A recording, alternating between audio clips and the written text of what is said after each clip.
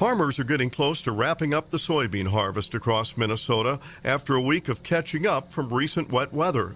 The latest crop report shows harvest was 83% complete in the state, close to double the previous week. And with relatively good harvest weather the last few days, harvest has been moving along. While some farmers have been able to harvest corn already, the crop numbers show only 14% of the crop has been harvested compared to the average of 55%. Mark Model farms near Blooming Prairie, Minnesota, in the southern part of the state. We're fairly happy with the yields. They're not what they were last year, but we're still happy, satisfied with what we're seeing.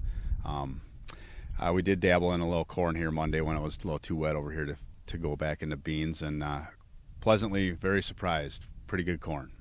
Model says his soybean yields have been good, but not nearly as good as last year's bin buster, something he doubts we'll see again soon.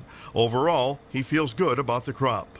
I'm going to say we're probably down 7, 8, maybe 10 bushel from last year, which is kind of a kick, but it's what do you do with Mother Nature? And last year's crop was a good one. Oh, by far. I think we're pleasantly surprised on the corn, so there's some uplook there, but the beans are what they are, and we're still satisfied, but you're always wishing for more. As you drive across Minnesota, most of the soybeans have been taken out, but there's still a lot of corn to be harvested. Many farmers are just switching to corn now.